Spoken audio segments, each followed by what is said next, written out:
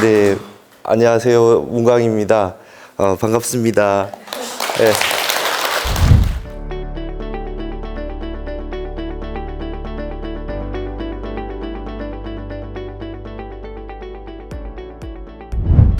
제가 2회 때 그 오대산에서 우리 선회할 때 참석을 했고요. 그동안 이제 작년 코로나 후유증이 심해서 좀 못 오다가 다시 와서 어른 스님들 모시고 이 스님들 다 함께 이렇게 함께 하게 돼서 저도 너무 영광이고 기쁩니다.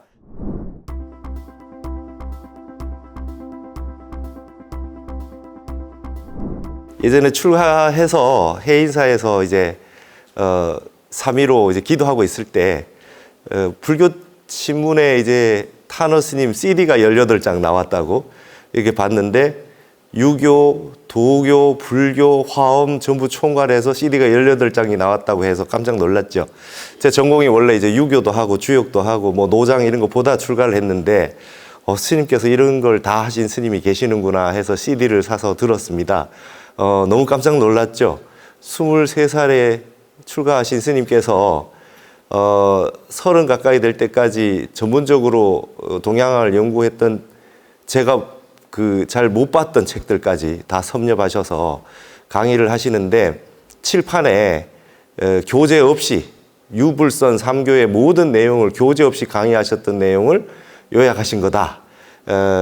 2개월씩 그렇게 강의하셨던 내용을 요약한 거다 해서 제가 굉장히 놀랐습니다. 그래서 장자 제물론 같은 거, 주역 같은 거 어려운 것들이 많은데 그런 부분들을 설명하시는 그 내용에서 이제 많이 뚫렸습니다. 그래서 불교의 그 책들도 타너 스님의 책을 통해서 보면은 되겠구나 해서 공부하겠다는 생각으로 우리가 이제 사교, 뭐 화엄, 사집 그런 그 책들을 스님 주석본, 번역본을 통해서 이제 공부를 하다가 선원 다녀와서 스님을 이제 한번 연구하려고 봤더니 학위 논문이 하나도 없고 스님에 대해서 전문적으로 연구하는 게 없었습니다. 그래서 이거 지금 빨리 좀 연구를 할 필요가 있는데 싶어서 봤더니 스님이 번역만 주로 하시고 강의하셨을 때는 스님의 모든 사상을 완전히 이렇게 드러내시는데 책에서는 수리부작의 정신으로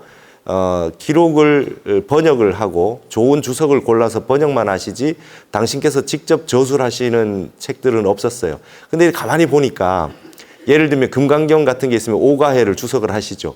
그 가운데 반드시 이제 한국의 이제 책 그 저서들을 주석으로 반드시 쓰시는 게 멋있었습니다.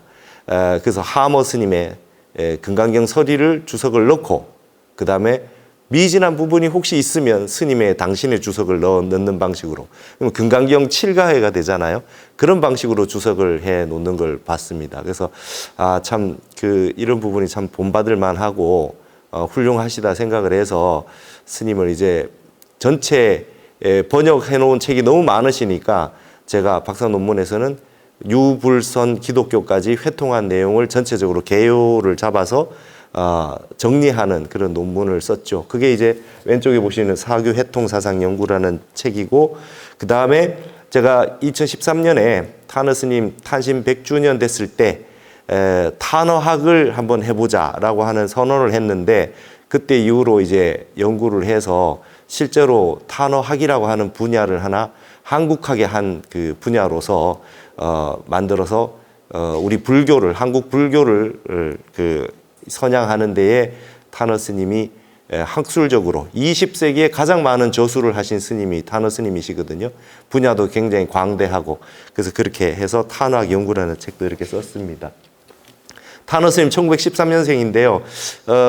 저는 해인사 문중입니다. 타너 스님의 이제 그 오대산 월정산 문중이 아니고, 그래서 지금 한국 불교 이렇게 하면 우리나라에서 독자의 반은 기독교나 천주교이기 때문에 한국 불교 그러면 잘 보지 않기 때문에 한국학의 영역으로 말씀드려서 쭉 보다 보면 한국 불교와 만나게 되게, 이런 방식으로 하고 싶어서 저는 이제 동국대 대학원을 가지 않고 한국학 중앙연구원에 가서 한국학의 한 분야로, 예를 들어서 유교에는 그 퇴계학, 율곡학, 다산학이 있고 불교에도 원효학이 있으나 유불선을 통틀어서 다 하는 그런 그 한국학의 영역이 아직 없는 것 같고, 특히나 서양에는 달라이라마나 틱나칸 스님처럼 현대의 이 큰 스님들이 그 나라를 대표해서 그 불교를 선양하고 계신데, 한국이 지금 우리 당대 근현대의 큰 스님을 어떻게든 세계에 제시해서 이 한국의 정신 문명이 얼마나 깊이가 있는가 보여줄 필요가 있다고 생각해서 탄화학이라고 하게 된 거거든요. 그래서 2013년에 100주년이었는데 1913년생이세요. 1912년에 성철 스님, 서홍 스님, 향곡 스님 이런 분이 같이 동갑이신데 그때 태어나셨고요. 1912년에 경어선사 입적하신 해입니다. 북한의 김일성도 1912년생입니다. 근데 우리나라 이때 굉장히 많은 큰 스님들이 오실 것 같은데, 타노 스님은 한 살 아래인 1913년생이고 다른 스님에 비해서 좀 일찍 입적하셨어요. 그래서 스님은 칠판에 보시면 저런 모든 내용을 교재 없이 그냥 강의를 하셨어요. 뭐 예를 들면 해거 스님께서 기신론 현토 좀 해주십시오 하고 책을 이렇게 갖다 드리니까 그 바로 받아 적으라 이러셨다는 거예요. 그래서 거꾸로 쭉 받아 적는데 거꾸로 이렇게 보시면서 현토 하시면서 쭉 읽어 주신다는 거예요. 그러면 막 현토 받아 적기가 급할 정도로, 그래서 책 한 권을 그걸 다 그냥 현토 불러 주셨다. 행자가 들어오면 다 금강경, 원각경은 외워라. 그래서 그렇게 경을 그대로 외우는 그런 방식으로 하셨는데, 이게 이제 타노 스님의 특징입니다.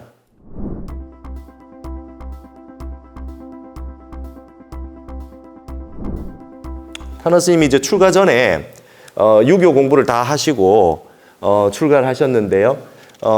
사서 삼경을 보고 집안이 가난해서 아버지가 독립운동 하셔가지고 옥살이를 하시고 이래서 옥바라지 하시고 이러다가 충남 보령으로 장가를 갔는데 거의 대릴사위식으로 동생도 데려가셨대요.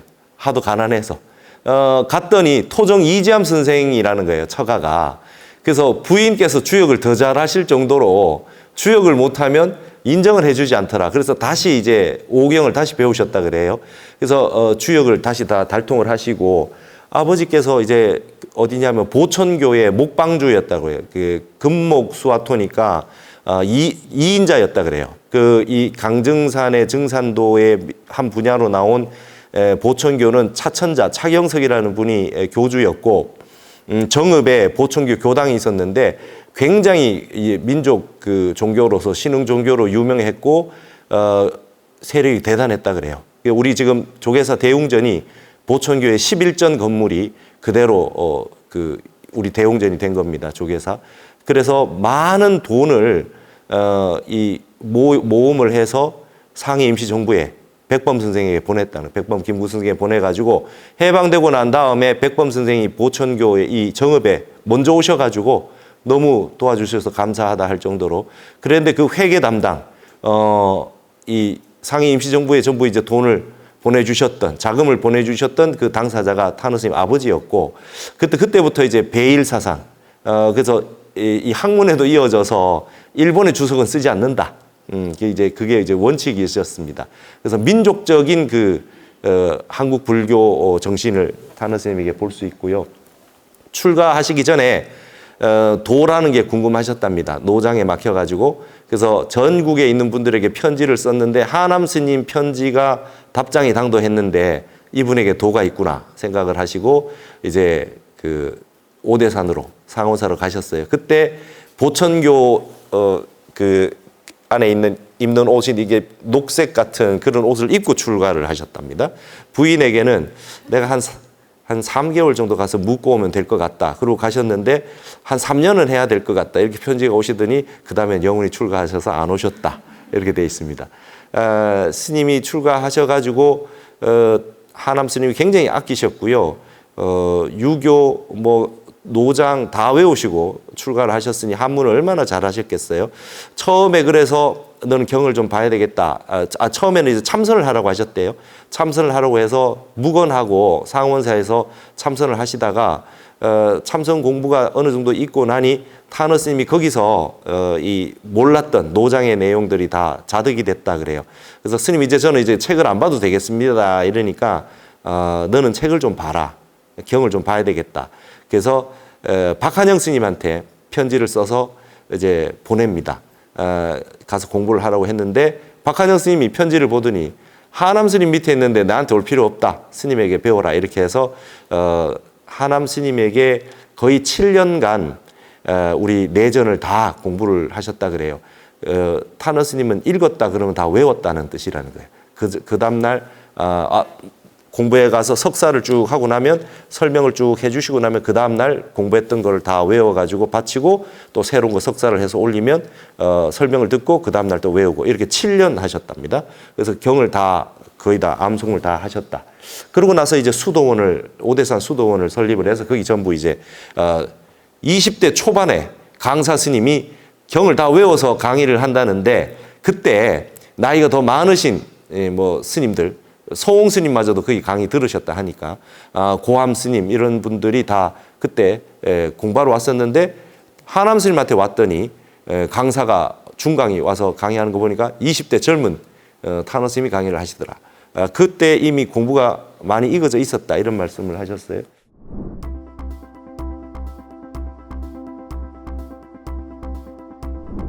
그 다음에 타너 스님이 이제 회통을 한다 그러는데 회통이란 단어는 주역에 관귀회통이라는 표현이 제일 처음 등장합니다.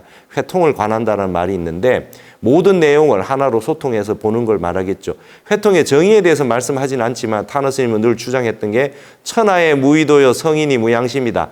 천하에 두 도가 없고 성인에게 두 마음이 없다. 성인 이 세상의 모든 종교의 성인이라는 분들은 두 마음이 없다. 왜 그러냐? 텅 비어서 무심을 증득했기 때문에 두 마음이 없다. 이 말씀을 주장하셨는데 이게 이제 순자에 보면 해패편이라는 편에 나오는 말이고요.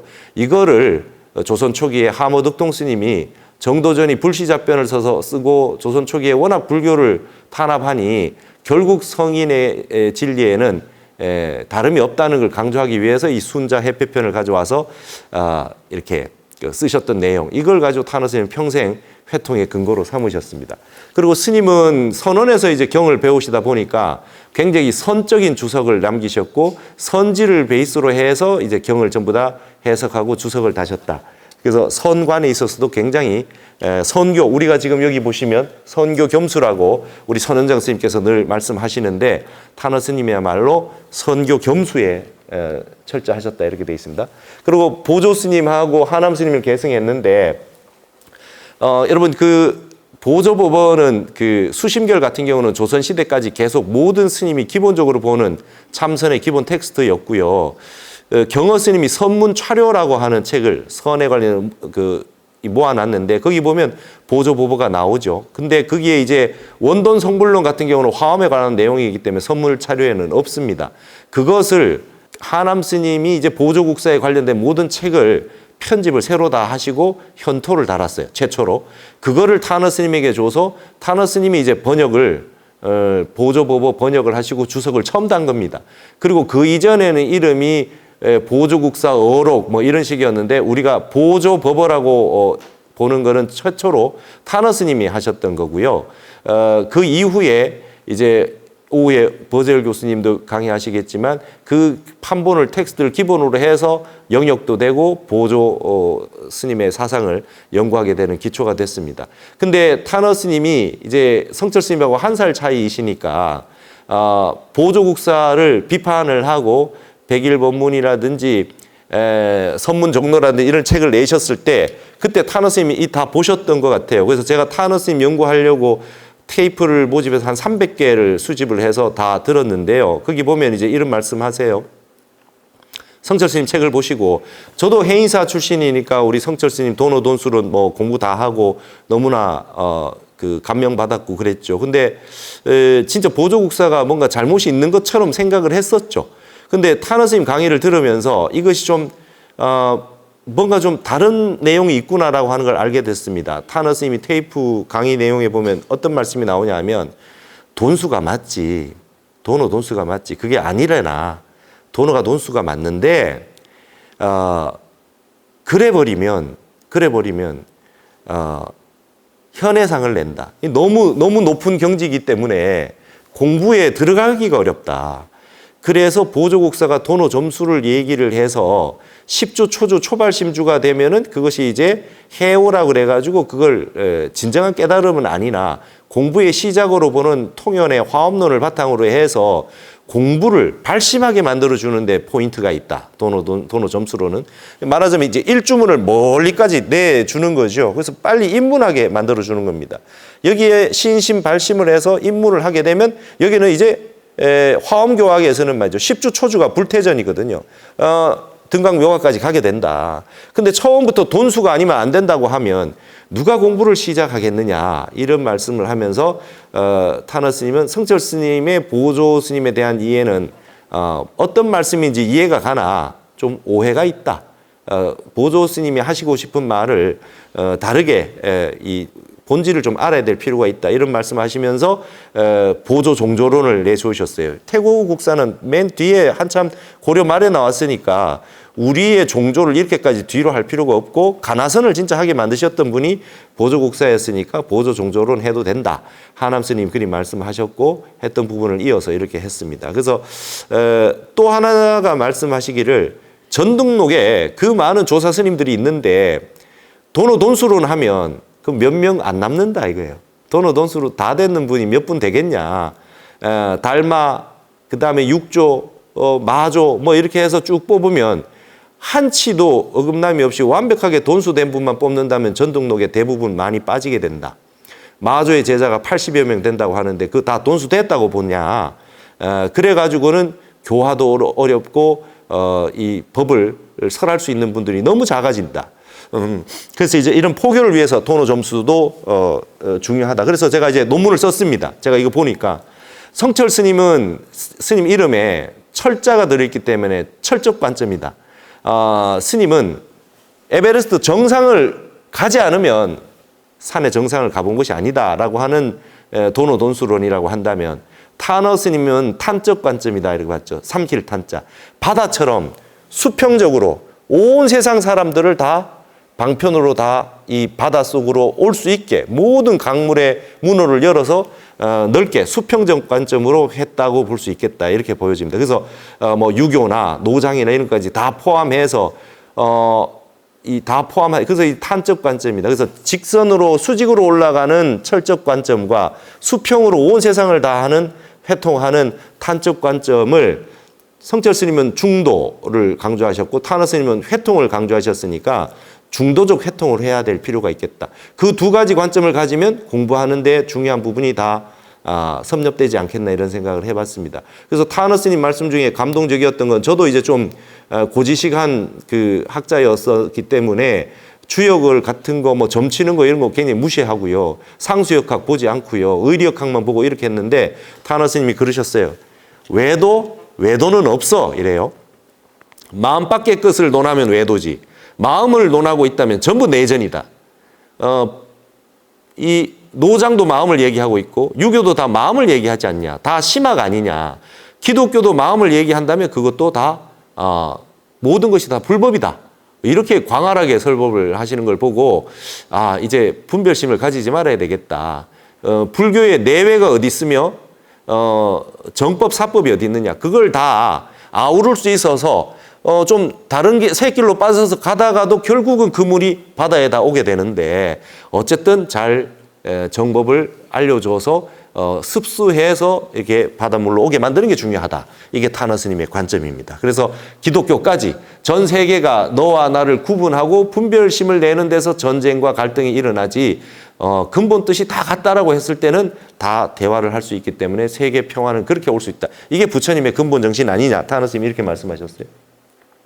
그래서 여기 엄청나게 적어놓은 내용들이 전부 뭘로 해통할 거냐. 근본 성품으로 해통한다. 이렇게 돼 있습니다. 그래서 성자리 이런 말을 쓰는데요. 이 자리라는 말이 우리가 보통 보면 이제 심지품 이런 게 있습니다. 심지품. 그러니까 마음 심자, 땅지자, 심지라고 쓰는데 그걸 보통 이제 한자로 번역할 때는 마음자리 이렇게 얘기해요. 그러니까 도자리, 불성, 진성, 자성, 본성, 불성. 뭐 영성, 뭐 기독교의 영성도 다 본성이다 이겁니다. 시공간이 끊어진 자리, 우주 생기기 전, 천지 미분전 소식, 현존 일념의 기멸, 한 생각 일어나기 이전 소식, 그 다음에 유교에서 사단 칠정이 있는데 칠정, 희로애구, 애호욕이 감정이 일어나기 이전 소식, 이거 다 성품 성자로 이야기할 수 있다. 근데 문자 바깥 소식, 언어 문자로 표현할 수 없는 선에서 말하는 내용. 49년 설법하고도 일자불설이다. 한자도 설한 바가 없다고 했는 자리. 선악 시비가 끊어져서 범부나 성이나 다 가지고 있고, 열반경의 사덕, 상락아정인데, 열반의 경지는 말하자면 아냐 무아냐라고 하는 경계가 끊어져서 생겨난 아라는 거죠. 열반사덕의 상락아정은 상이 아니라 무상함이잖아요. 근데 무상과 상의 경계를 떠나서 한 생각 일어나지 않은 경계를 거치고 났을 때 열반사덕의 항상 상자가 획득이 되는 것이다. 이렇게 지금 설명을 하고 있는 겁니다. 고락을 완전 여인 상태, 그게 진정한 락이다. 극락할 때 락이다. 이렇게, 이것도 다 성짜리다. 이렇게 얘기를 하고 있고요. 그래서 중용을 그렇게 해석합니다. 중용에 보면 유교의 중용에 희로애락지 미발위지 중이여 발이계 중절 위지화라 이렇게 나오니까 희로애락이 일어나기 이전을 중이라고 한다. 그걸 전부 다 불교의 성품짜리로 불성으로 다 회통할 수 있다. 이런 말씀하시고, 맹자에 보면 양지라고 하는 게 있습니다. 누구나 다 알 수 있는, 양심의 세계에서 다 알 수 있는, 왕양명이 이걸 기본으로 해서 주작을 비판했어요. 경물치지보다는 양지가 더 중요하다. 내 마음은 다 알고 있다. 본래 면목으로 다 알고 있다. 그래서 이 양명학은 굉장히 불교에 가까웠는데 양지라든지 이런 부분은 전부 다 이제 불교의 성자리하고 다 회통이 가능하다. 노자는 천하모다. 천하의 어머니가 된다라고 하는 말이 있는데, 이거 근본 성품을 말한 것이다. 이게 원상 법문도 그렇고 최초의 일구자도 그렇고 기독교에서 말하는 성부도 생각 끊어진 자리다. 이렇게 얘기합니다. 바깥에 존재하는 것이 아니라 한 생각 일어나기 전에 내 본래 갖추어 있는 불성자리를, 그걸 성부라고 한 거다. 그게 태초의 우주 창조주라고 하는 게 그런 것으로 해석을 해야 기독교도 제대로 이해를 하지 않느냐. 기독교 교학하는 그런 분들도 이걸 바탕으로 해서 보면 성서가 잘 읽힌다. 이런 말씀을 하셨습니다. 그 다음에 화엄인데요. 타너 스님이 이제 그 모든 걸 회통하는 내용의 기본 베이스는 선의 성품이라고 하는 성자리와 화엄의 무해사상으로 다 회통을 했습니다. 그래서 우리는 그 조선시대 때도 청량국사의 소초를 주로 중심으로 봤는데, 화엄경이 이제 60권본 화엄경이 있고 80권본 화엄경이 있는데, 그 가운데 80권본 화엄경을 기초로 해서 청량소초를 보면 150권이지 않습니까? 너무 복잡하다 이거예요. 그래서 타너 스님은 선언에서 화엄경을 보셨는데 하남 스님이 통연론을 보시라고 하고, 통연론에 현토가 없으니까 통연론 현토라도 좀 해달라라고 하는 부촉을 받고 경을 번역하기 시작한 거죠.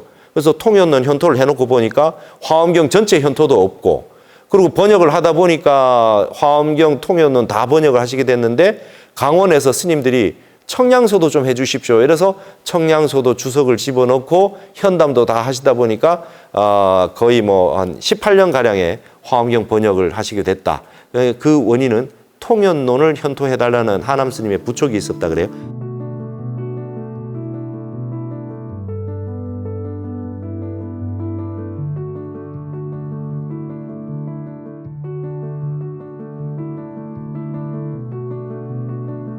통연은 이통연 장자라고 아주 유명한 제가 거사였습니다. 근데 종지가 드러나게 설법을 해놓으신 거죠.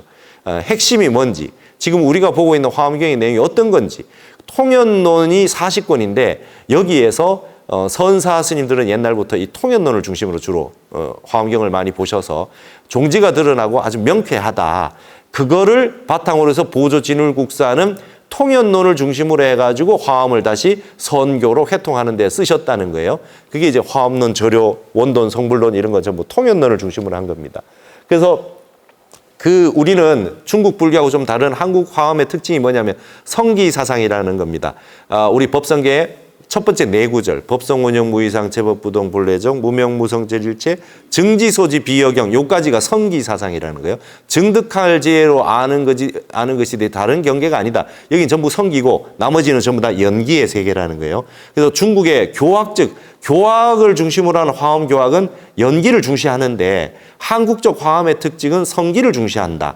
그리고 성기를 중시하면서 선과 화엄을 회통하고 있고, 그것이 바로 그 핵심을 요약한 게 바로 의상대사의 법성계다 이렇게 돼 있죠. 의상대사가 화엄의 전체 내용을 200여자의 법성계로 요약했을 때는 그렇게 종지의 핵심이 드러나게 만드는 것을 중시하셨다라고 하는 거죠. 그다음에 이제 가장 중요한 거는 화엄에서는 이제 사사무예 법계가 가장 어렵고 힘든데요. 타너 스님 그러셨어요. 앞으로 화엄의 세계가 온다.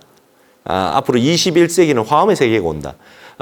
그래서 화엄경을 번역을 하셨다는 거예요. 화엄의 가장 어려운 건 사사무예 법계인데 일중일체 다중일과 일즉일체 다즉일이라고 하는 법성계의 이 내용을 가지고 화엄을 설명을 하셨어요. 그래서 타너 스님이 설명하는 사법계입니다. 이법계, 사법계, 이사무예, 사사무예 법계 이건 다 아실 텐데 이법계라고 하는 거는 진공의 세계입니다.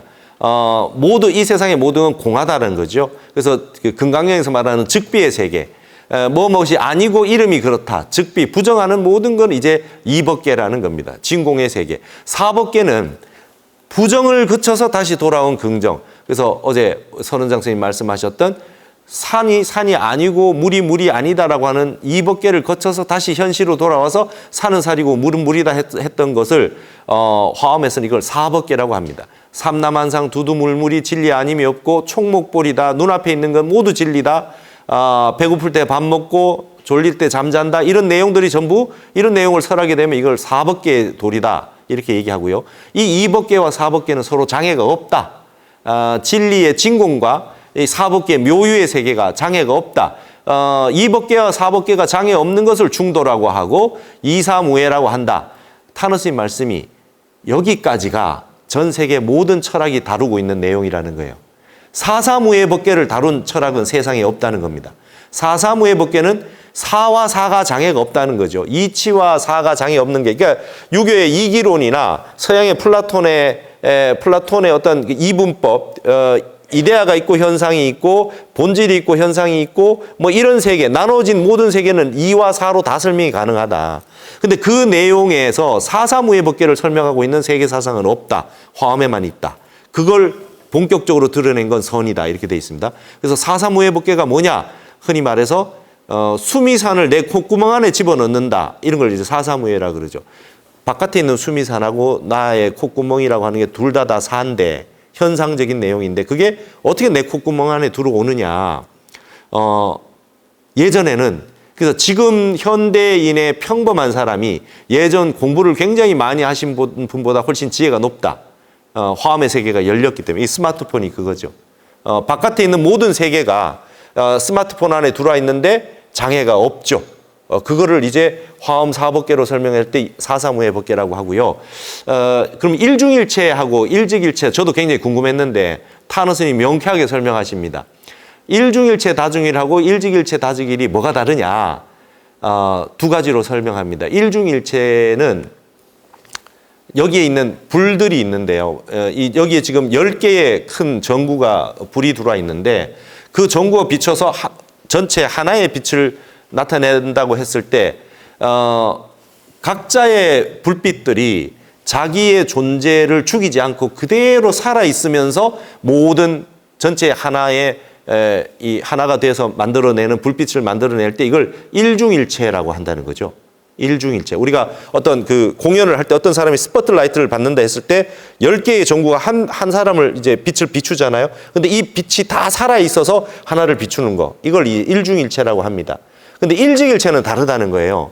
1000개의 강물이 흘러와서 바닷물에 들어올 때 자기의 정체성을 다 내려놓고 3급수나 뭐 아주 그 오염수나 1급수나 할 거 없이 바닷물로 들어오는 순간 자기 정체성을 다 내려놓고 35%의 짠맛을 내는 바닷물로 딱 변할 때 이걸 일즉일체라고 한다는 거죠. 그러니까 우리가 생각할 때 거의 다른 세계와 내가 하나다라고 얘기했을 때는 일즉일체로 다 생각을 하는 거죠. 그러니까 수미산이 콧구멍 안에 들어온다 할 때 이해가 안 되는 겁니다. 수미산이 갈아가지고 다 사라져서 내 콧구멍 안에 들어오는 게 아닌데 이렇게 이해를 할 수밖에 없는 세계였던 거죠. 근데 지금 현대인들은 너무 일중일체를 이해하기 쉽다는 거죠. 컴퓨터 안에 들어가서 방을 열고 또 들어가고 이 안에 수만 명이 다 들어올 수 있고 손흥민이 영국에서 축구를 하고 있는 게 손흥민이 죽어서 들어오는 게 아니라 살아있는 그대로 스마트 세계로 다 들어올 수 있다. 온 세계가 이 속에 하나가 될 수 있다. 일진법계가 될 수 있다라고 하는 게 화엄의 사사무예로 다 된다는 것이죠. 그래서 타너 스님은 앞으로 사사무예가 열린다 이런 얘기를 했어요. 그래서 그게 이제 일정일체 함용이라 그러고 그다음에 일직일체를 상직이라고 하는데 그 부분이 이제 이렇게 나타나는데 선에서는 이걸 어떻게 어렵게 얘기하면 이 법계는 산은 산이 아니고 물은 물이 아니라고 부정하는 세계고 사법계는 부정했다가 다시 긍정하게 되는 세계니까 산이 다시 산이고 물은 물이라고 했는 세계고 이사무예 법계의 세계는 산이 물이고 물이고 산이다. 색이 공이고 공이고 색이다라고 오는 세계가 이사무예 법계입니다. 근데 사사무예가 오면 선에서는 동산이 수상행이다. 동산이 무리를 간다. 이런 말이 막 알 수 없는 말들이 나오는 게 이게 이제 일중일체로서의 사사무예 법계가 이렇게 열린다는 것이죠. 이렇게 타너 스님이 이렇게 설명을 하셨습니다. 그래서 여기가 이제 타너 스님이 계셨던 오대산 월정사의 방산굴인데 저 방산굴이라고 하는 것이 이제 이통현 장자가 이 화엄론을 썼던 곳이 방산굴인데 법어도 방산굴이라고 하고 월정사에 이렇게 처소를 만들어서 여기서 화엄경 번역을 본격적으로 하셨는데요.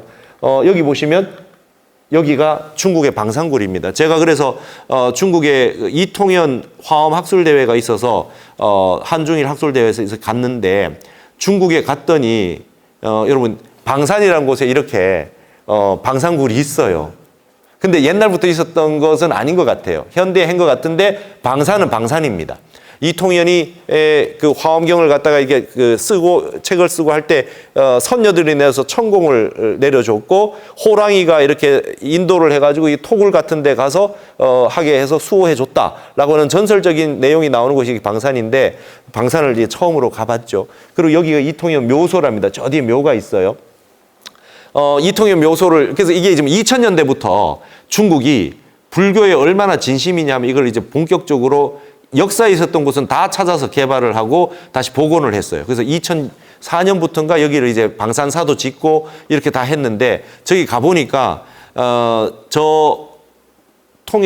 이통현 장자의 묘소가 1300년 저기에 유지되고 있었다고 볼 수 없을 정도로 바람이 많이 불고 그런 곳인데 이렇게 다 만들어 놨습니다. 지금 중국은요 거의 불교 인구가 한 4억 넘고 스님이 한 20만 명 이상 벌써 배출이 돼 있어서 승납 20년 넘은 스님들이 몇십만 명씩 지금 있습니다.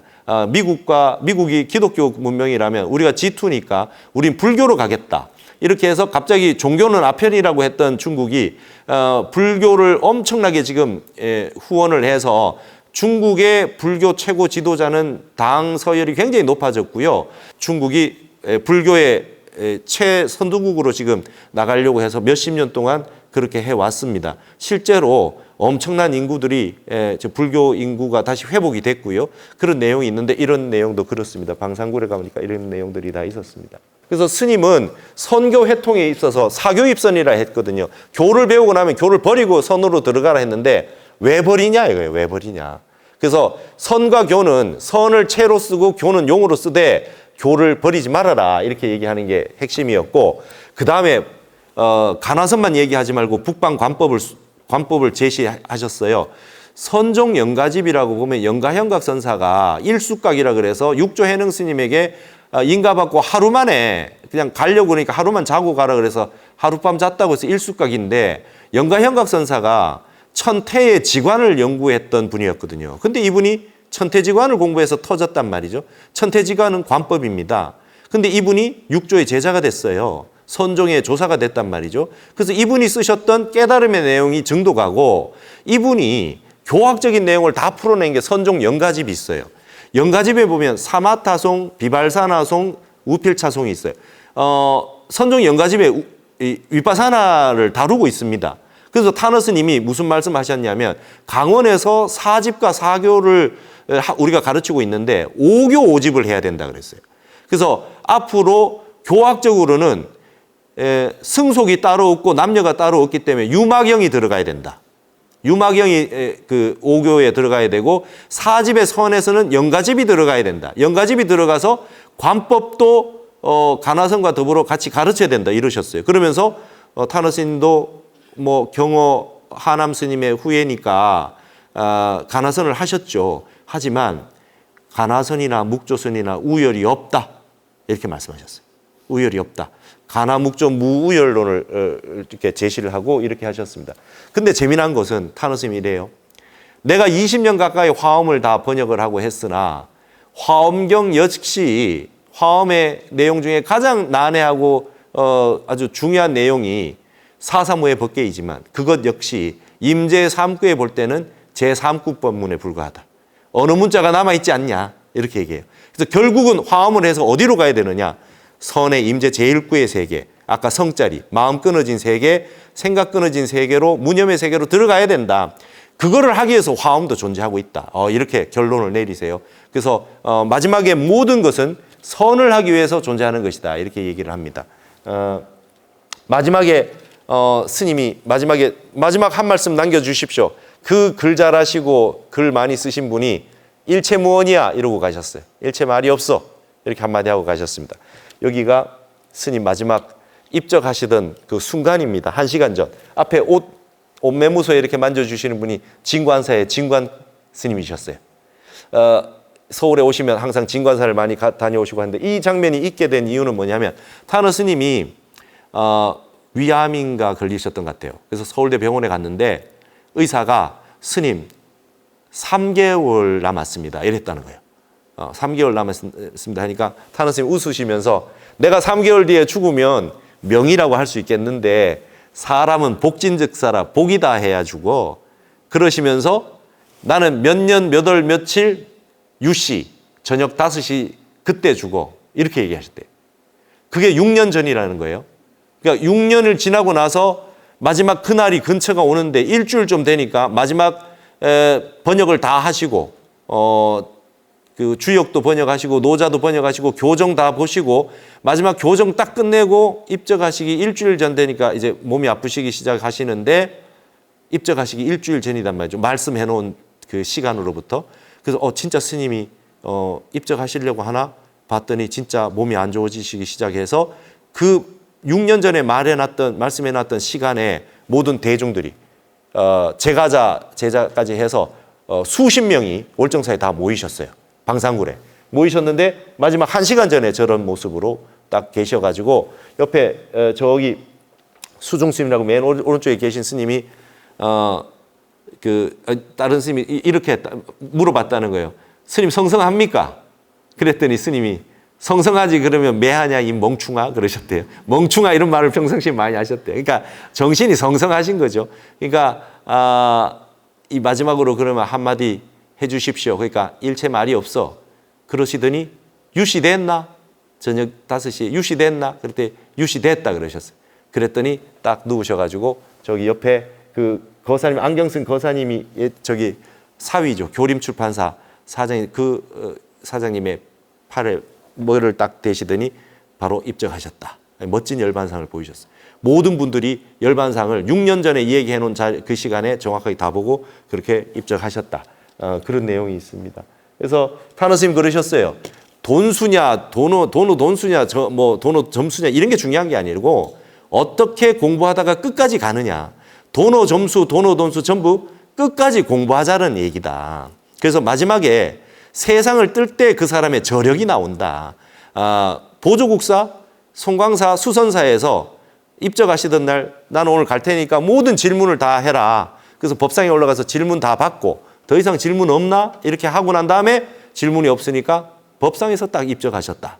하남 스님도 6.25 때 그때 그 사진 있으시잖아요. 앉아서 열반하신 사진. 그런 사진을 보이시고 스님도 이렇게 가신단 말이죠. 그래서 공부는 정말 성불하는 그때까지 그리고 보현보살행이 끝날 때까지 세세상행 보살때가 끝날 때까지 돈수라고 할 수 없다. 이게 이제 일승보살도의 화엄을 바탕으로 한 수행 중심의 그런 사상을 내셨습니다. 역학의 세계가 예를 들면 다 아시다시피 태극, 음양, 사상, 8괴, 64괴가 나오는데 이렇게 쭉 흘러가면 연기법이죠. 그럼 세상이 펼쳐진 게 모든 것 다 설명이 되지 않습니까?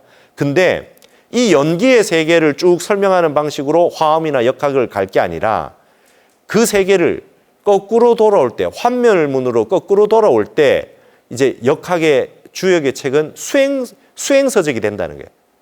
말하자면 64괴를 8괴로, 사상으로, 음양으로 그다음에 태극으로, 무국으로, 무심으로, 공으로 이렇게 오게 만드는 반대 방향으로 보면 이거 전부 다 주역도 전부 선수행서가 된다 이렇게 설명하시죠.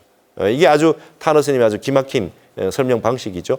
환멸문으로 봐라 이렇게 얘기하고 이 서양 철학에서 칸트가 순수 이성을 얘기했는데 제대로 봤다 이거예요. 각자에게 순수한 이성이 있어서 뭔가 근원적으로 알 수 있는 힘이 다 있다. 우리 불성 같은 거잖아요. 근데 칸트가 몰랐던 게 하나 있다. 각자 각구일태극, 각자가 불성이라고 하는 각자의 태극을 하나씩 다 가지고 있는데 주역에서 말한 통체일태극, 전체가 하나의 태극이다. 여러분 통일이라고 하는 말이 통체일태극이라는 말에서 나온 거거든요. 통체일태극, 전체가 하나의 세계라고 하는 말을 서양에서는 못한다. 신과 내가 하나가 된다? 하늘의 세계와 나의 천국의 세계와 나의 세계가 하나가 된다. 이거 못하지 않냐. 각자가 불성을 다 가지고 있고 순수 이성을 가지고 있다는 거는 설명을 해냈는데 칸트도 순수 이성화된 일진법계로서의 세계를 설명 못했다. 그래서 불교한테 배워야 된다 이렇게 말씀하세요. 그 시절에 칸트 다 보셔가지고 핵심을 뽑아내셨죠. 그러니까 마르크스나 마르크스 사회주의 이론이나 자본주의 이론이나 전부 뭡니까? 심학에서 떠난 거라는 거예요.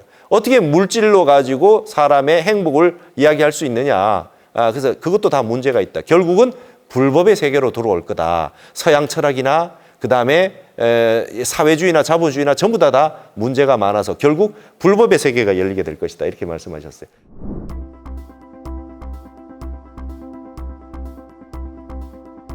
이제 유교에서는 굉장히 간단하게만 뽑아놨습니다.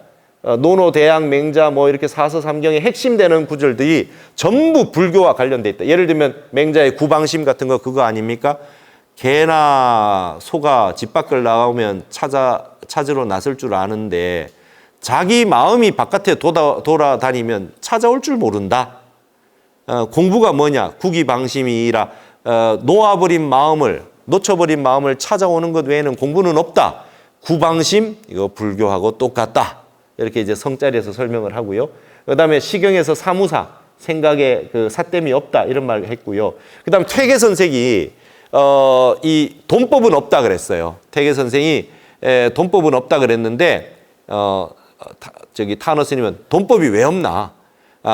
공자가 아내에게 이리간지다. 내 돈을 하나로 꿰뚫었다. 그게 돈법이다. 이렇게 얘기해요. 그래서 우리나라의 최고의 그 유학자분들이 하신 말씀을 불교적으로 다시 해석해가지고 그 해석의 확장을 많이 이뤄내셨던 내용입니다. 노자에도 보면 이렇게 여러분 우리나라의 대승기실론이 기실론 주석을 원효의 주석으로 보게 만든 건 타너 스님이 하셨어요. 대학 교재를 쓰면서 강원 교재를 쓰면서 그전에는 현수법장의 기신론 의기를 보고 있었습니다. 우리가. 근데 교재를 쓰시면서 주석을 원효의 대승기실론소 별기를 가지고 번역을 해서 모든 강원에서 보게 만들어 가지고 우리가 지금 보게 됐고 원효나 보조나 다 그렇게 연구를 하게 됐는데요. 이런데 노자 같은 거 번역하실 때도 서계 박세당 주석을 제일 먼저 쓰십니다. 우리나라 주석을 먼저 써요. 굉장히 멋있습니다. 그래서 중국에 30몇 가의 주석을 다 보셔가지고 주석을 달아요. 노자장자를. 근데 항상 우리나라의 서계 박세당 선생의 주석을 맨 먼저 딱 거론을 하세요. 제자들이 묻습니다. 서계 주석이 중국 주석보다 좀 못한데 이걸 꼭 이렇게 쓰는 이유가 있습니까? 이랬더니 모르는 소리 하지 마라. 조선시대는 유교 사회인데 그때 노장을 전체를 이렇게 번역하고 주석 딴다는 것 자체가 엄청난 노장학의 대가인 거다. 탄압을 받으면서 이렇게까지 한다는 건 있을 수 없는 일이다. 조선조의 이 노장을 다 완역해서 주석 딴 분은 서계 박세당밖에 없어요.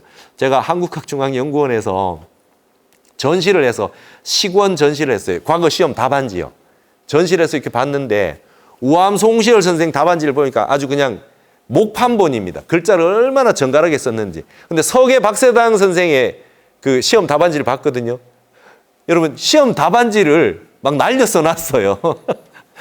기가 막히게. 그래도 과거 다 붙었고 벌써 노장의 뜻이 다 있으셨다. 이걸 이제 다 활용해가지고 민족적 주석이다. 저는 이렇게 책에 썼습니다.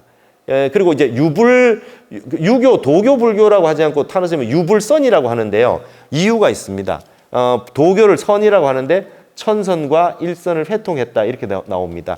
여러분 그 도교는요 이제 우리 스님들도 이제 노장학을 이제 많이 보시게 되는데 경허 스님도 장자 뭐 오천독 했다 이런 말 있잖아요. 근데 불교하고 거의 비슷합니다. 타너 스님 말씀에 장자가 불교가 인도에서 두르기 전에 중국에 두르기 전에 장자책이 있으니 망정이지 그 뒤에 장자책이 있었다면 다 베꼈다. 불교 다 베꼈다고 할 것이다. 그 정도로 불교하고 잘 통한다. 그렇게 얘기를 하는데 도교는요. 노자와 장자가 되기 위한 모든 방법론을 총망라한 것이 도교라 그래요.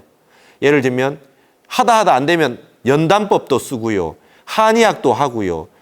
우리 김액의 이 단전 이런 연구도 하고 그다음에 뭐 온갖 연구를 다 하지 않습니까? 그래서 니담이 쓴 중국의 과학과 문명이라는 책에 보면 중국 과학 문명은 전부 도교에서 나왔다 이렇게 얘기하거든요.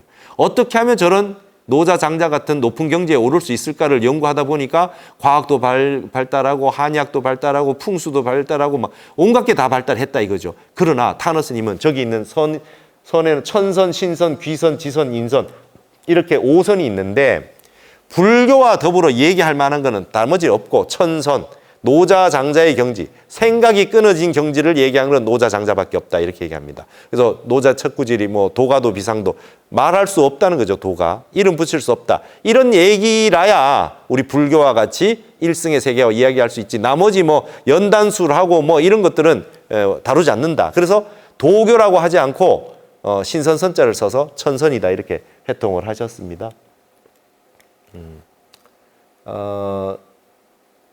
노자는 근데 특히 도를 이야기하는 경우가 많기 때문에 잘못하면 법집이나 법박에 떨어지기 쉽다 이렇게 말씀하셨어요. 그러니까 법박이나 법집에 떨어지면 어떻게 되느냐 하면 도가 최고다 이런 말을 하게 된다는 거죠. 그래서 그 법무화가 안 되기 때문에 노자보다는 장자가 책이 더 좋다. 타너 스님은 이렇게 말씀해요. 전 철저히 이제 불교적으로 이렇게 얘기를 하고 계신 겁니다. 그래서 장자를 타너 스님 장자 강의가 유명하죠. 유명해서 장자를 네7편을 다 외우셔가지고 어디 가시면 이제 운전하시는 시자 스님이 운전해서 가고 있으면 뒤에서 뭘 이렇게 중얼중얼 하고 계셔. 스님 뭐 하십니까? 그러니까 장자 한 편 외운다 이러시더라고요. 외워서 이제 강의하시려고. 그러고 나서 유명했던 함석헌 선생이 나이가 한 10살 정도 더 많은데 타너 스님 강의를 듣고 저 고려대학교 옆에 개운사의 이 대원암에 계셨잖아요. 그래서 고려대학에 강의하시는데 그때 시인, 고은 뭐 이런 분들, 함석헌 선생 이런 분들 당대 지식인이라는 분들이 다 들어오러 왔는데 타너 스님이 장자 강의하고 막 주역 강의하고 이걸 전부 다 불교적으로 하시는 거죠. 그걸 듣고 깜짝 놀라서 함석헌 선생이 양주동 선생한테 가서 그랬던 거 잘 아시죠 이 얘기. 국보라 그러는데 너보다 더한 사람이 있다. 오대산에 가면 타너라는 분이 있는데 그가 진짜 국보다. 한번 가봐라. 그랬더니 대학원생 데리고 진짜 오대산에 양주동 박사 왔대요. 왔는데 이분이 이제 국보라고 그러니까 타너 스님 처음 잘 모르니까 와서 인사도 안 하고 타너 스님이 아유 오셨습니까? 막 그러니까 인사도 안 하고 막 그러셨대. 그게 막 옆에 제자 스님들이 저분이 스님 보고 인사도 안 한다고 막 그러니까 가만히 놔둬라 그러시더니 장자 강의가 딱 시작이 됐는데 하루를 딱 듣더니 7일을 들으셨대요. 장자 4-7편 하루에 한 편씩. 양주동 박사가 듣고 나서 전부 다 그냥 외워서 하니까 7일간 강의 듣고 마지막에 삼배하고 가셨대요. 그래가지고 하시는 말씀이 장자가 다시 살아 돌아온들 자기가 했는 말을 다 외울까? 타너 스님이 최고다 이렇게 얘기했던 적이 있었습니다. 그래서 장자를 가장 어려운 장자를 이 불교적으로 완벽하게 해석을 하셨다. 그래서 불교는 만법기일이다. 만법이 하나로 돌아간다는 거고, 그 다음에 유교는 이리관지다. 하나로 다 꿰뚫었다. 그리고 도교는 득일이 만사필이다. 하나만 얻으면 만사가 다 해결된다. 결국 진리는 하나인데 그걸 어떤 방식으로 들어갈 거냐. 그게 이제 핵심이기 때문에 여기서 다 만나고 있다. 이렇게 이제 회통을 하신 거죠. 이게 아주 명쾌합니다. 그래서 one truth three religions. 그래서 진리는 하나인데 종교가 다 달라졌을 뿐이다. 언어가 달라졌을 뿐이다. 이렇게 설명하는 거고요. 그래서 여기에 보시면 이제 장자에 보시면 장자 4-7편의 내용을 타너 스님 참 그 주석이 멋있어요. 어떻게 하냐면 장자가 굉장히 복잡한데 각 편의 주제를 글자 단어 하나씩을 딱 뽑아와서 그 편의 핵심은 이거다 이렇게 얘기합니다. 예를 들어서 소요유다 그러면 무기라고 하는 게 나옵니다. 지인 무기다. 지극한 사람은 내가 없다. 내가 없는데 이거를 타너 스님은 불교의 무아와 같이 봅니다. 무아, 내가 없다. 그래서 이 대붕이 날아서 하늘을 확 나는 이 소요유의 나는 이 대붕의 경지, 대자유의 경지를 무아를 증득한 경지로 설명을 하시죠. 그러니까 장자에 그렇게 돼 있거든요. 그러면서 유교에서 말하는 극기복례, 극기, 나를 이긴다라고 하는 게 수준이 떨어지는 게 아니다. 처음에 무아의 시작은 극기부터 시작해야 된다. 이렇게 얘기하세요. 그래서 극기의 극공이 무아다. 극기, 나를 극복하는, 나에게 일어나는 망상, 욕심, 이런 다채로운 이런 마음들이 일어나는데 이 마음들을 이겨내는, 무심으로 이겨내는 것들이 극공, 극도의 상태로 극공이 됐을 때, 공부가 됐을 때 무아가 증득된다. 이렇게 설명하고 있습니다. 그래서 노자나 장자나 불교나 유교나 전부 무아를 설하는 것이다. 이렇게 단어 하나로 이렇게 뽑아서 이런 식으로 설명하고 계시고요. 예를 들면 대종사 같은 게 좌망, 앉아서 모든 걸 잊었다. 이게 장자가 이런 말을 하거든요. 근데 이거 반대말이 좌치입니다. 앉아 있는데 마음이 온 동네를 돌아다닌다. 그래서 앉아 있어 봐야 이거는 좌선이 아니다. 그러니까 여기 앉을 좌자는 몸뚱이 앉는 것이 아니다 라고 하는 내용도 장자 다 알고 있지 않냐. 그러면서 장자의 대종사표는 핵심은 좌망이다. 그래서 여러분 우리가 불교에서 큰 스님 대종사라고 부르는 내용이 여기서 가져온 거죠. 장자 대종사에서 좌망이 완벽하게 이루어진 경지, 무아가 완벽하게 이루어진 경지를 대종사라고 보는 용어는 여기서 왔다고 보여집니다. 그래서 이런 거 이제 심재 같은 거 마음재개가 뭐냐? 고기 안 먹고 제사 지내기 전에 7일 동안 재개하는 수준으로 가지고는 재개라고 할 수 없다. 공자가 안회하게 하는 말을 인용하면서 장자에서 인용하면서 이 심재라고 하는 것과 불교를 연관해서 다 이렇게 설명을 하고 계십니다. 그래서 이게 이제 영어로 어떻게 번역을 할 거냐 이렇게 해서 발표도 제가 타너 스님의 장자를 불교적으로 해석한 부분을 국제학술대회에 이렇게 발표도 했었습니다. 재미난 거는 이제 양생주에 이런 게 나옵니다. 여러분 양생주에 보면은 포정이라고 하는 이 백정이 있는데요.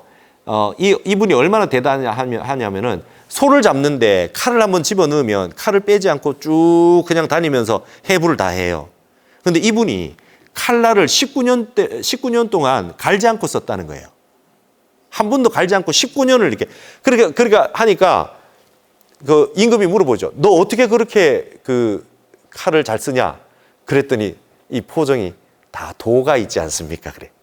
도가 있지 않습니까? 어떻게 하냐면 여러분 이제 그 닭다리 같은 데 보면 살과 뼈 사이에 빈 공간이 있잖아요. 칼이 빈 공간을 다니면 칼날을 다치지 않고 다닐 수 있대요. 그러니까 온몸에 험한 빈 공짜리만 쫙 찾아다니면 다 해부가 가능하다. 이렇게 얘기합니다. 그래서 이게 엄청나다는 얘기죠. 그게 이제 나오면서 이 얘기를 하는 이유가 뭐냐면 양생주, 어떻게 우리가 잘 내 몸을 기르고 마음을 기를 거냐, 허를 닦아야 된다. 이런 내용을 비유로 나온 게 포정해운데 타너 스님이 중국에 있는 모든 주석을 다 보면서 왜 19년이냐 이거 얘기해 주는 데가 없다는 거예요. 여러분 그럼 20년 되면 칼을 갈아 쓰는 건가요? 그 타너 스님이 뭐를 어떻게 해석하냐면 10이라는 숫자는 음의 극수요, 9라는 숫자는 양의 극수다. 음의 극수와 양의 극수를 합한 19라는 숫자는 모든 것의 완전한 극한이라는 숫자다. 그러니까 칼을 19년 갈아 쓰지 않았습니다 하는 뜻은 영원히 무한대로 공의 세계로 갈지 않아도 된다는 뜻이다. 타너 스님 주석을 이렇게 다 넣어놨어요. 그러니까 이 주석에 세계적인 주석이 다 있는 걸 다 쓰시되 없으면 스님이 직접 주석을 달아요.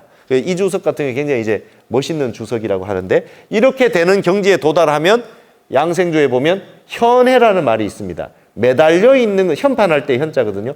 매달려 있는 걸 푼다. 매달려 있는 것을 풀었다라고 하는 경지에 도달한다라는 말이 나오는데 타너 스님이 이걸 불교의 해탈로 설명하고 계세요. 그래서 이런 부분들이 아주 멋있는 부분이었습니다. 그래서 장자를 여기에 보면 이제 혼돈이 나오는데요. 숙이라는 친구와 홀이라는 친구가 있는데 생각이 문득문득 찰나에 한 생각 탁탁 일어나는 거 숙과 홀이라고 하는데 혼돈이라는 애가 있는데요. 얘는 눈 두 개, 코 두 개, 입, 귀 이게 구멍이 안 뚫린 애가 그 혼돈이에요. 근데 숙가홀이라는 친구가 와서 야, 너 눈도 없냐? 이래서 이제 구멍을 막 뚫어주는 거죠. 구멍을 뚫어주고 난 다음에 혼돈이라는 친구가 죽어요. 그러면서 숙가홀이라고 하는 친구는 한 생각 일어나는 세계고 혼돈이라는 세계는 구멍이 안 뚫린 세계는 안이 비설시니까 끊어진 세계예요. 그래서 장자가 비유를 들어서 이 혼돈과 숙호를 통해 가지고 비유를 들어 가지고 생각 일어난 세계와 생각 끊어진 세계를 얘기를 하면서 이게 장자 4편이 끝이 나면서 무아를 증득하는 사람들이 어떻게 나타나느냐는 양상을 이렇게 드러내는데 이걸 전부 다 저기 나온 아까 말씀드렸던 성자리 이게 기독교에서 말하는 성부도 이와 같은 것이다. 막 이렇게 설명을 하시면서 이렇게 주석을 다 달았던 내용이 있습니다. 기독교도 이렇게 다 기독교 천국이라고 하는 거는 진리라고 하는 거에 대명사지 따로 다른 장소가 없다. 예수나 이런 분도 각자라고 봐야 된다. 그 다음에 제일 재미난 내용은 이겁니다. 이거 여기 보면은 여러분 마태복음에 보면 이런 말이 있습니다. 마음이 가난한 자가 복이 있나니 천국이 곧 그의 집이요 이렇게 나오거든요. 그거를 타너스님은 기독교 그 성경을 한문본으로 외우셨대요. 그래가지고 한문본에 어떻게 되냐면 허심자 복이 하나니 천국이 내 귀국자야라 이렇게 돼 있어요. 그러니까 마음을 비운 마음이 가난한 자라고 돼 있는데 요즘은요 그것도 마음이라는 단어를 쓰면 꼭 불교 같다 그래가지고 영성으로 다 바꿨어요. 영성이 가난한 자라고 돼 있어요. 근데 한문본에는 옛날에 그 선교사분들이 서양 선교사분들이 번역한 거는 허심자, 빌허자, 마음이 비어 있는 사람이 복을 받는다고 허심이라고 돼 있어요. 그래서 타너스님이 이 텍스트, 이 기독교 텍스트도 예전에 한문본 텍스트가 너무 좋다. 허심이라고 해놨다 그러면 벌써 세계 종교가 다 회통이 돼가지고 한 집안이 됐을 텐데 너무 이렇게 나눠놓고 하는 바람에 회통이 잘 안 되는 거 아니냐 뭐 이런 얘기까지 하시고 아주 이 좁은 문으로 들어가야 된다. 뭐 동자의 마음이 아니면 안 된다. 우리 똑같은 유불선이 다 공유하는 거 아니냐. 좁은 문으로 들어간다는 거는 마음이 끊어진 무심의 세계다. 이렇게 다 해석을 하셨었습니다. 그래서 이제는 종교는 원래 자각하는 건데 자각하기 위해서 종교가 존재하는 건데 20세기, 21세기가 되면 이제 종교가 자각해야 된다. 이렇게 말씀하세요. 종교가 자각해야 된다. 그러면서 타너 선생님 뼈 아픈 말씀을 하시죠. 50여 년 전에 이런 말씀을 하시는 걸 들었습니다. 조계종 망한다. 앞으로 조계종 망한다. 왜냐? 도가 돈한테 졌지 않냐. 이미 도가 돈한테 졌지 않냐. 조계종은 망한다. 이렇게 가면 망한다. 그러나 전 세계가 불법은 더 흥한다. 세계 종교들은 다 타락하고 있으나 전 세계가 불법으로 다 하나가 될 거다. 지금 전 세계가 명상 열풍이 불고 다 마음 수련을 하고 하는 거는 이를 상징하는 거 아니겠습니까? 그런 내용들을 타너스님이 말씀하시면서 종교가 자각해야 된다. 이런 말씀을 하셨더랬습니다. 그래서 타너스님이 쓰셨던 책들이 20종 80권입니다. 이렇게 이 책들을 평생 쓰셨는데 번역을 혼자 하신 이유가 동국 역교행원에서 번역을 하는데 한글로만 하자. 한글로만 하자. 그리고 다 풀어서 쓰자. 이런 내용이 있었어요. 예를 들면 이제 여러분 생사해탈을 외솔 최은배 선생님의 영향을 받아가지고 생사해탈을 죽살이 홀딱 벗음 이렇게 번역했어요. 처음에. 생사윤회를 죽살이 뭐 바퀴돌이 이렇게 번역하고요. 그러니까 타노 선생님이 탄식하셨어요. 이렇게 하면 안 된다. 생사해탈이라고 하는 용어를 있는 용어를 왜 그걸 다시 한글로 풀어서 쓰냐. 생사해탈이라고 해놓고 해탈이라고 하는 거에 대해서 주석을 잘 달아서 해탈을 이해하게 해야지 말만 한국어로 풀어놓으면 그게 번역이 아니다. 그리고 텍스트를 낼 때 한문본이 반드시 있어야 된다. 그러니까 지금 우리 한글 대장경 보면 한문본이 없죠. 그 한문본을 다시 찾아봐야 되는 거예요. 그리고 스님 말씀하시기를 언어는 바뀌기 때문에 30년, 50년 되면 우리말로 번역해 놓은 것도 읽으면 못 알아듣는다는 거예요. 그래서 타너 스님은 한문본에 현토를 달고 그 한문본을 한문 공부를 할 수 있게 직역을 해놓고 거기에 가장 좋은 주석을 하고 보조 주석을 하나 쓰고 이런 방식으로 이 20종, 80종 책을 다 번역하셨어요. 그래서 이 역경원이 이게 나눠지게 되면서 타너 스님은 혼자 1인 결사를 역경 결사를 하셔가지고 평생 이렇게 번역을 다 하셨습니다. 그래서 지금 우리 한국학을 하고 한국을 세계 문명으로 알리기 위해서는 이 제일 중요한 게 한문을 제대로 읽을 줄 아는 분들의 명맥이 끊어지면 안 되는 것이죠. 그래서 그런 부분을 우리가 신경을 많이 써야 된다 이런 생각을 합니다. 일단 1부는 이 정도에서 이렇게 끝을 내고 좀 쉬시고 나서 타너스님이 이제 뭐 미래에 대해서 예언했다 뭐 이런 얘기 굉장히 많은데요. 그 부분에 대해서 제가 연구한 바를 중심으로 해서 그 핵심을 다시 한번 타너스님 왜 이런 미래에 대해서 말씀하시고 왜 하셨냐, 원리는 뭐며 무엇을 근거로 이런 말씀하셨냐, 이런 내용을 이어서 보도록 하겠습니다. 여기서 잠깐 쉬면 좋겠습니다. 감사합니다.